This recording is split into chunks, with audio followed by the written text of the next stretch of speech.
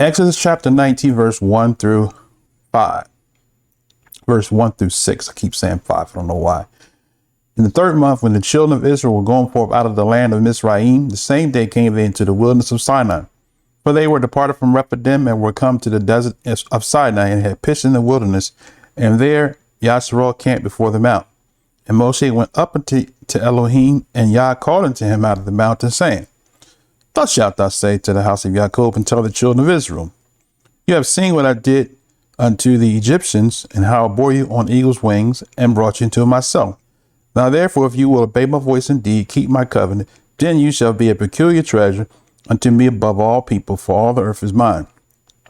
And you shall be unto me a kingdom of priests and a set apart nation. These are the words which thou shalt speak to the children of Israel. Now, the lesson title today is, if you can see on the screen, what is the gospel, right? What is the gospel? Okay. And did anyone preach the gospel in the Old Testament? Now, we can close the book right now. I like to say that's my new line. We can close the book right now, because the reason why we can close the book is because that is actually the gospel. And they sang a hymn and went home, right? Now, speaking of singing a hymn, so basically, the lesson today that we're going to do is, as you see in the title, what is the gospel? Did anyone preach the gospel in the Old Testament, right?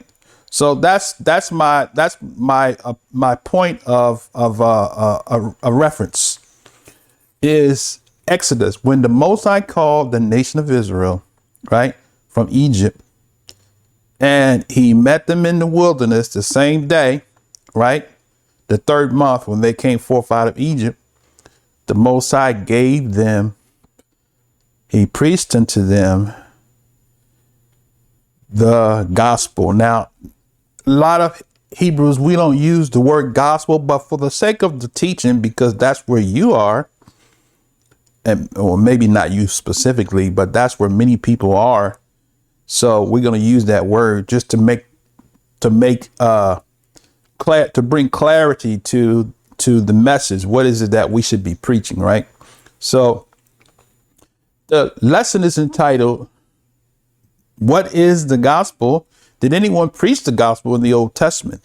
And I already answered the question. I'm a teacher. I like to give you the answer and then prove my point, right?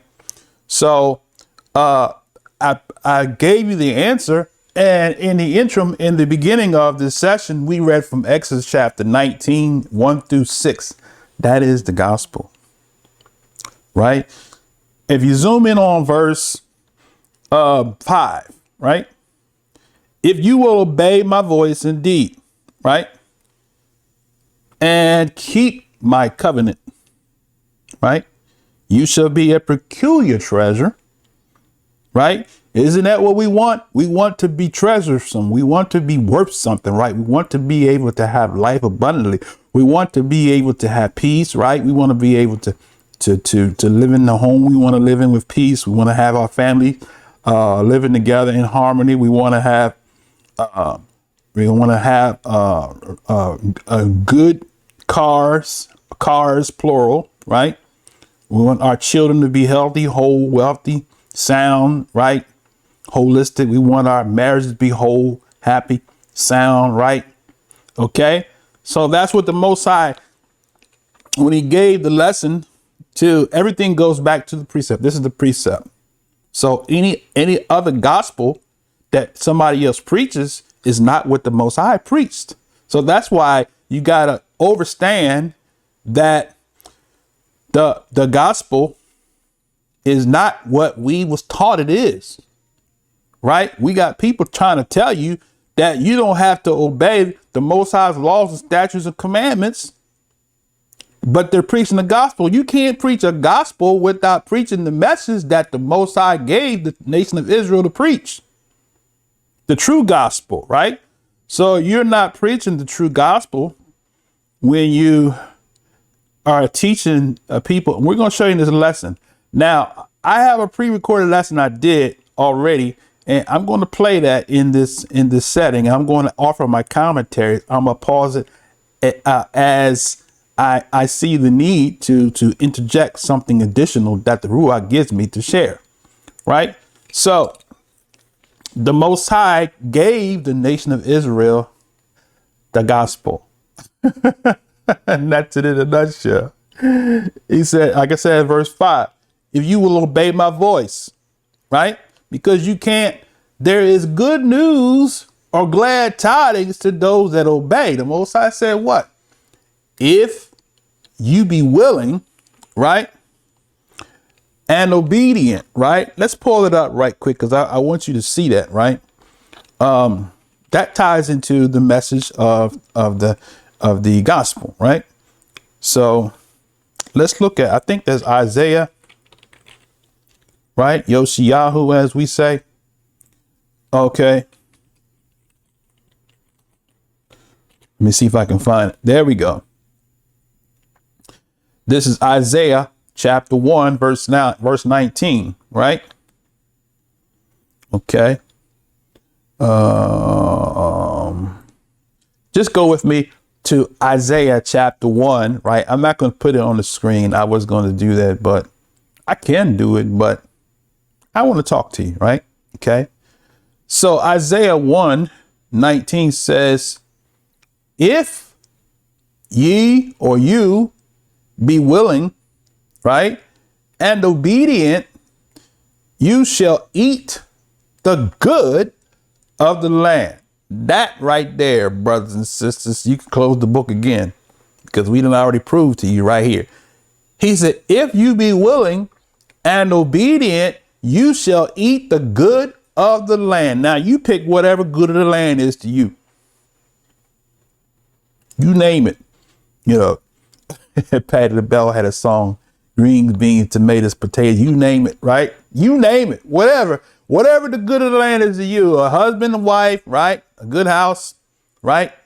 Estate, right? If you want an estate, right? Home by the river, by the water, right? With a yacht, boat, whatever, or you want something small, you want a condo, whatever your good of the land is for you. The Most High said, if you be willing and obedient, you shall eat the good, right? Not the bad, the good of the land, right? But now here's the kicker. The next verse tells us what that is an anti-gospel, right? It goes against the gospel that the Most High preached. And what is that? It's anti. It goes against what the Most High said in the verse 19. Okay, verse 20. Let's read it.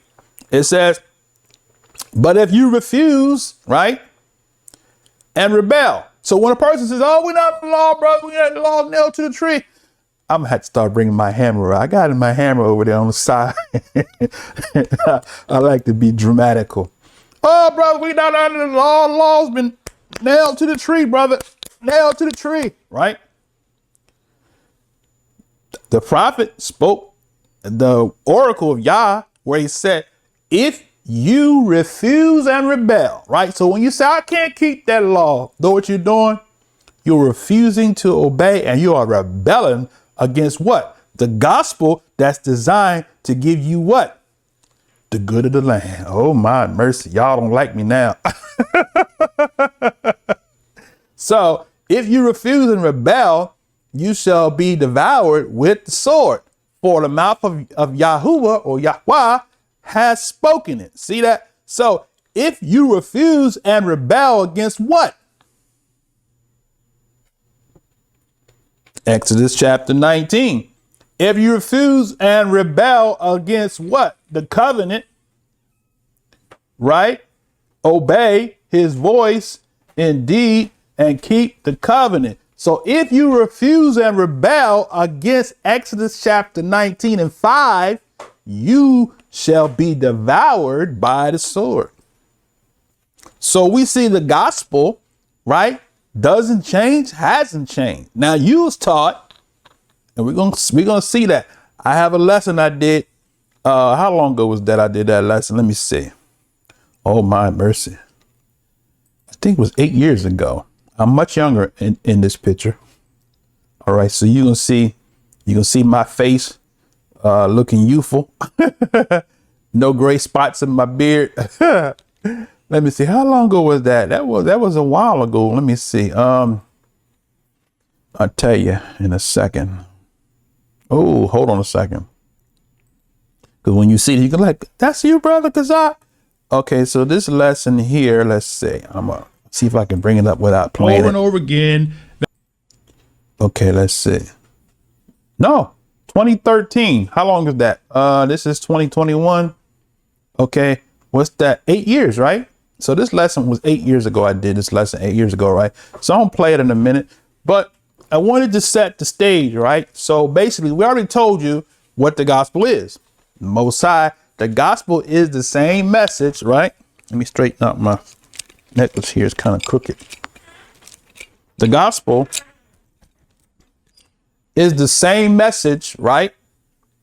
That the Most High preached from the beginning of the establishment of the called out ones, or the assembly, which is Israel, right? So now we was all taught and trained that the church started in Acts. We don't particularly use the word church. A church started in Acts at the day of Pentecost. No, it didn't. We can prove a point real quick before I get into this video, right? So let's do that, right? Okay, since and tell your pastors. As a matter of fact, what I want you to do is let somebody know that this lesson is for them, right? So we're gonna look at Acts. I think it's Acts chapter 7, I believe it is. All right, so let's try that here. Acts chapter 7. All right, just bear with me a second while I pull it up. Okay, Acts chapter 7, I believe it is. Yeah, there we go. Acts chapter 7 and verse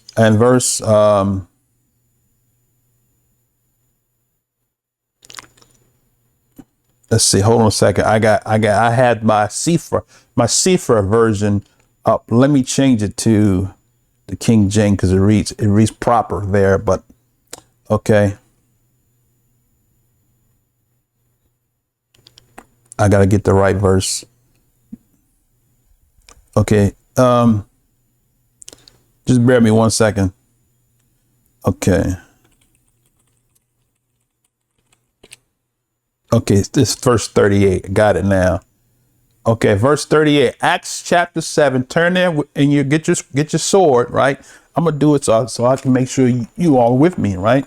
I have my sword here, my handheld.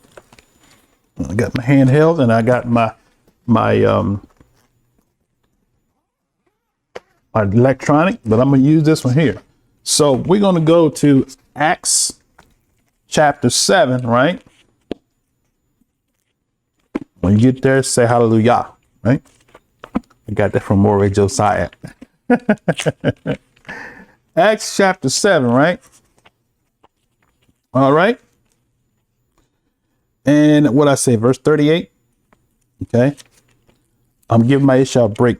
She's getting ready for our trip. She's been moving back and forth, ducking around the camera. But anyway, Acts chapter 7.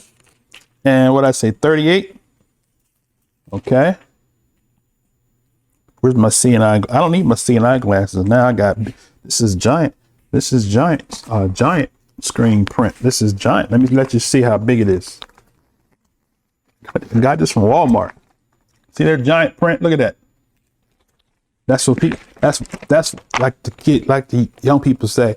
That's for the old heads that got they got bad eyes, bro. You don't have bad eyes. It's just that I don't know. I think it's that the print. Okay, all right. We'll attribute it to the age, but it seemed like to me print was much larger when we was kids.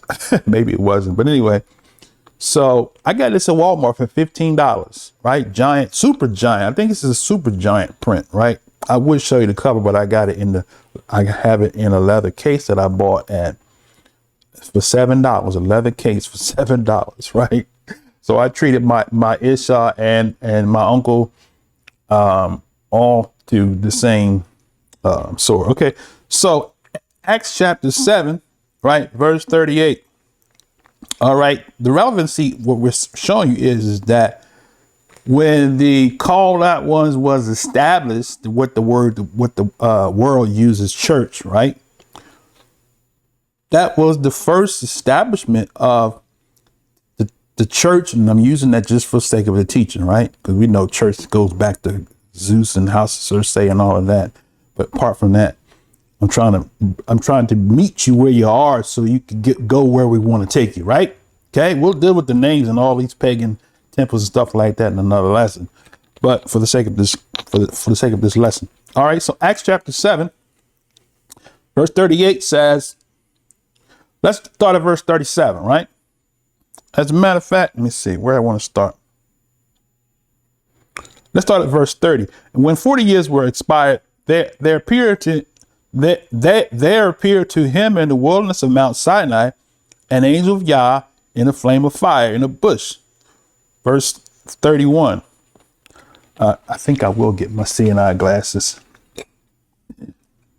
Somebody said, brother, why you keep saying CNI glasses? It's a long story short, but it was a young sister years ago when I was pastoring. She used to say that, Pastor, you got some nice seeing eye glasses. Ever since then, I've been calling it seeing eye glasses. Seeing eye glasses. Okay, just a side humor. You know, y'all know me by now. Y'all know I'm a humorous person. I like comedy. All right, let me get back. Okay, so verse 31. When Moshe saw it, he wondered at the sight, and as he drew near, to behold it, the voice of Yahuwah came unto him, saying, I am the Elohim of thy fathers. Remember that, right? The Elohim of Abraham, and the Elohim of Isaac, and the Elohim of Yaakov, right? We have an intro that says that, right? Then Moshe trembled and does not behold. See that's the thing, right, brothers and sisters? A lot of people don't have the fear of Yah in their heart, right? When you hear the voice of Yah, that's why I look at these so-called prophets, these Trump prophets. They don't have the fear of Yah to be lying on the Most High like that. When Yah speaks, boy, I'm telling you, it's like fear and trembling. When the Most High speaks, it ain't nothing pretty. Ain't no sweet. No, I want you to go over here and do this. No, that's not how the Most High. When the Most High speaks, it's a rumble in his voice, right? And usually, when the Most High speak to you, it's giving you direction or rebuking you, tell you you're in error, right? And so, Moshe trembled, right? Watch what happens here. It said Moshe trembled and did not look. Then said Yahuwah to him, put off thy shoe from off thy feet, for the place where thou stand is Kodesh ground, right? I have seen the affliction of my people which in Mizraim, and I have heard their groaning, right? And I am come down to deliver them. And now come, I will send thee into Egypt, right? So now, look, I had a conversation last night with my Ishaq. We was talking about this government system, the right wingers, the left wingers, the politicians in the middle, right? And so we all want redemption from this system, right? We all want redemption. We all want reparation. We want repayment and the whole 9 yards, right? Okay. So, we all want redemption and reparation from this whole system. So the Most High is wanting us. That's why Deuteronomy 30 is so important, right? Because the Most High wants us to cry to him. But we're crying to the Democrats. We're crying to the Republicans. We're crying to the president. We're crying to Congress. We're crying to Senate. We're crying to the judicial system. We're crying to the police. We're crying to everybody but crying to Yahuwah. Now, the Israelites that notice are crying to Yah. But the Israelites that don't notice are crying to the government. they're in the streets, right? The ladder, I'm saying a whole lot of things coming through my head. I haven't gotten back, and I'm gonna play this video. But in the book of Ladder of Yaakov, he talks about bitter ones would cry in the streets, right? That's what's happening, right? Whether it be people preaching on the street corners, whether it be activists, right? The Most High saw that. He said bitter ones would cry in the street, right? That's in the Ladder of Yaakov. And if you want to read that, you can go to pseudepigrapher.com and look up. Do they have the Ladder of Yaakov? They might not have it on that link yet. I don't think they have the Ladder of Yaakov. But Google, and if you can't find it, send me an email at Ask Malachi, or you can just send an email to Morey Kabad or whichever one that you can remember, and I will send you a PDF of the Ladder of Yaakov. I actually have hard copies of it in the pseudepigrapher books that I have in hard copies, right? But pseudepigrapher in Ladder of Yaakov says bitter ones will cry in the streets, right? So now the Most High is wanting us to cry to him. That's what he said when he heard the groanings, right? Let's go back. I have seen the affliction of my people, which is in Mizraim, and I have heard their groanings, and am come down to deliver them. And now come, I will send thee to Egypt. Verse 35, Moshe, whom they refused, saying, who made you a judge and a ruler? So who refused him? Israel refused him, right? Saying, who made you a judge and a ruler? The same did Elohim send to be a ruler and a deliverer by the hand of the Malachim, which appeared to him in the bush. He brought them out after that he had showed wonders and signs in Mizraim and in the Red Sea, right? And in the wilderness, 40 years, right? This is that Moshe, which said unto the children of Israel, a prophet shall Yahuwah, your Elohim, raise up unto you of your brethren, like unto me, him shall you hear. Oh my. See that? He said, him shall you hear. This is he that was in the, King James says, church, right? In the wilderness, with the angel which spoke to him in Mount Sinai, with the fathers, our fathers who received. What did they receive, brothers and sisters? See, we can close the book now. Who received the lively oracles to give unto us. To whom our fathers would not obey, but thrust him from them, and in their hearts turned back again into Egypt. Man, y'all got to get this, brothers and sisters. This is the gospel. But they rejected it. We read that in Exodus 19. This is the same gospel, brothers and sisters. The gospel has not changed, right? But you was taught by your pastor that the gospel is the death, burial, and resurrection of Jesus, right? They was preaching the gospel right here, right?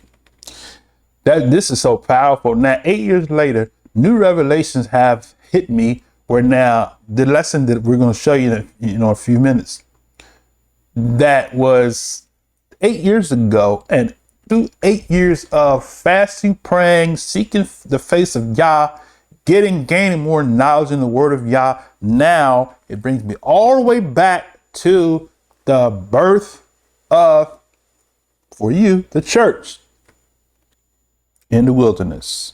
And the oracles was given, and Moshe said they rejected, right?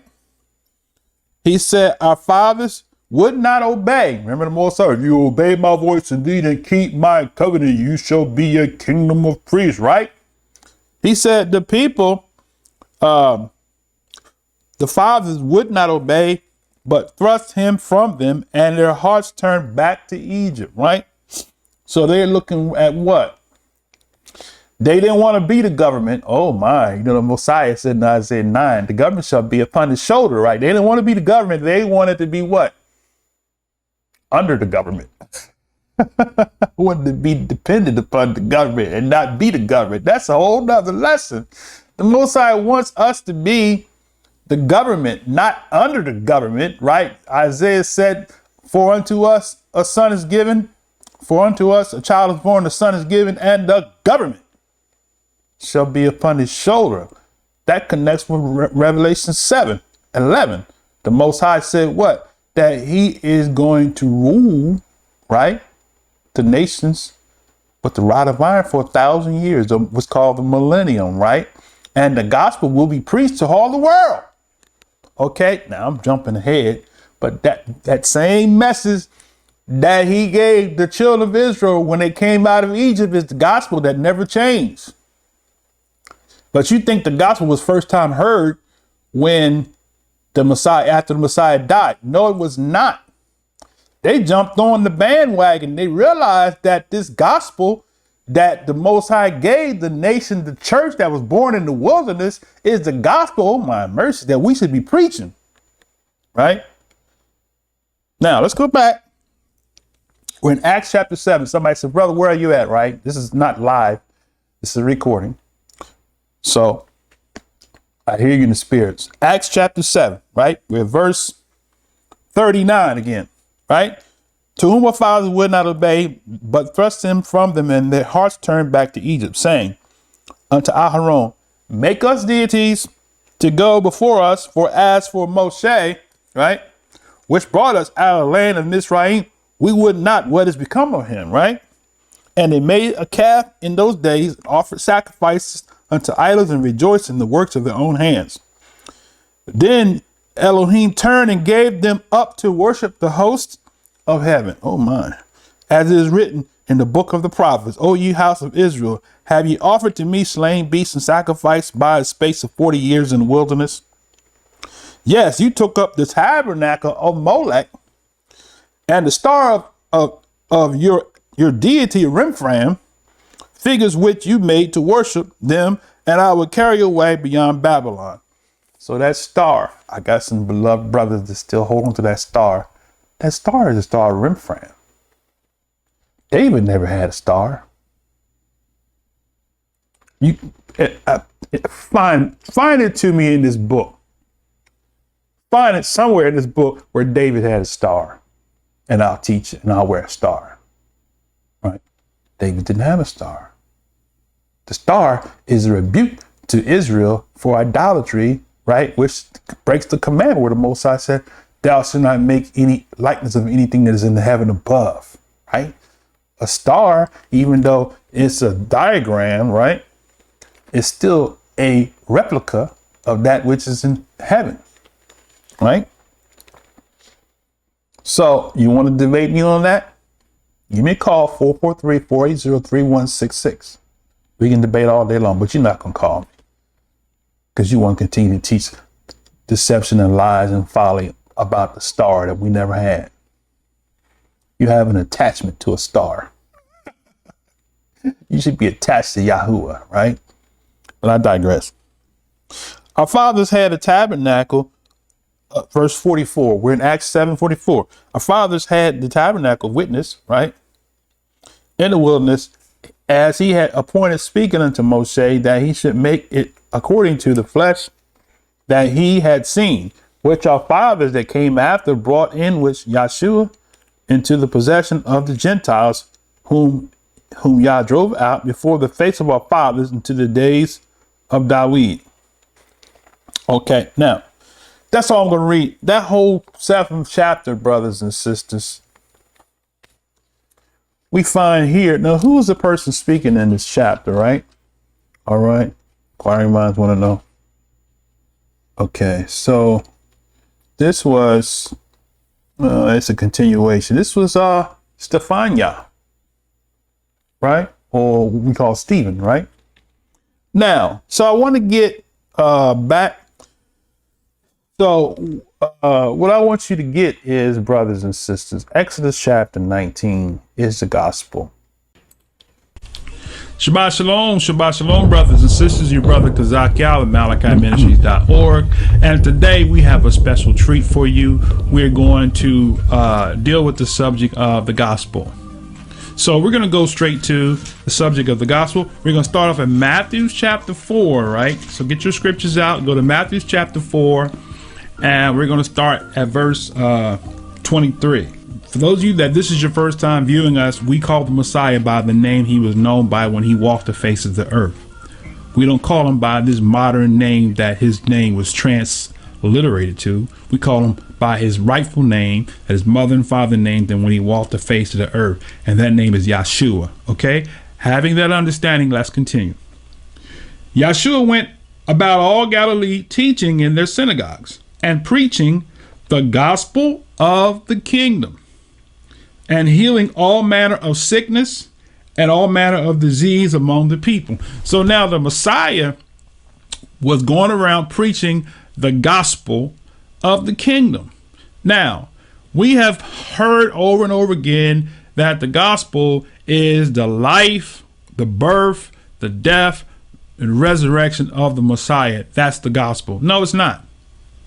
That is inclusive of what the gospel is, but the Messiah himself preached the gospel. And if the Messiah preached the gospel, we need to understand what is the gospel if we're going to preach the gospel. Okay. All right. I want to pause in there for a second. Let's see. That's 1 minute and 36 seconds in this video. Before, now the Most High has empowered me to be able to dig deeper into the revelation of the message, the gospel.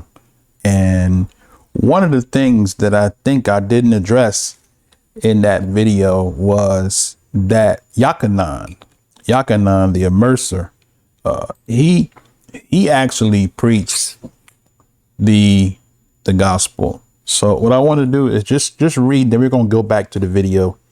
Okay, so I want to go to Matthew chapter 3, right? So get your sword real quick and go to Matthew, and then we're going to get back to the video. I'm going to try not to interrupt. Matter of fact, I think I'll just play it straight through. I won't do commentary. I'll come back at the end. Matthew chapter 3. And I don't think I addressed this in the video, but if I did, please pardon me. This would be a reduplication. But I listened to the lesson last night, and I don't recall me including that in there, but I could be wrong. Okay. Verse 3. This is Matthew 3:1. In those days came Yochanan the Baptist preaching in the wilderness of Judea. So Yochanan was preaching. Okay. This is before the Messiah started his ministry, right? But we see here, it says that Yochanan was preaching in the wilderness. And what was he preaching? He was preaching and saying, repent ye, for the kingdom of heaven is at hand, right? For this is he that was spoken of by the prophet Yoshiyahu, saying, the voice of one crying in the wilderness, preparing ye the way of the master Yeshua, make his path straight. And the same Yochanan had his raiment of camel's hair and leathern girdle about his loins, and his meat was locusts and wild honey. Then went out to him Jerusalem and Yahudia and all the region whereabout Jordan. They were baptized of him in Jordan, confessing their sins. And when they saw many of the Pharisees and Sadducees come to the baptism, he said unto them, O generation of vipers, who have warned you to flee from the wrath to come? Bring forth therefore fruits meet for repentance, fruits meet. Okay. This wasn't a blood sacrifice. Fruits meet. That's another lesson. And think not to say within yourself, we have Abraham to our father. For I say unto you that Elohim is able of these stones to raise up children unto Abraham. Right. And now also the axe is laid into the root of the trees. Therefore, every tree which bringeth not forth good fruit is hewn down and cast to the fire. I indeed baptize you with the water unto repentance, but he that cometh after me is mightier than I, whose shoes I am not worthy to bear. He shall baptize you with the Spirit of Yah and with fire, whose fan is in his hand, and he will thoroughly purge his floor and gather his wheat into the garner. But he will burn up the chaff with unquenchable fire. Okay, so that's all I want to read. So now we see here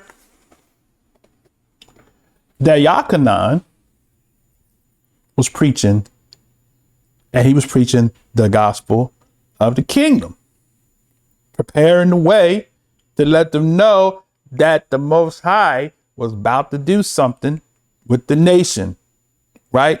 He knew, and we can prove it,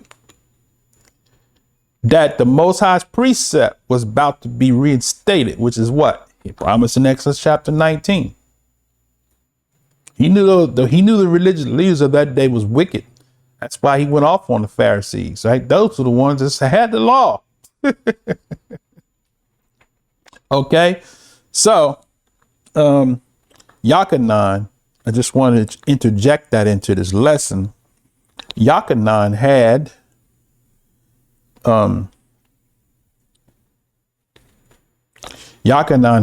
was preaching the gospel, right? Before the Messiah came on the scene. All right, let's get back to the lesson now.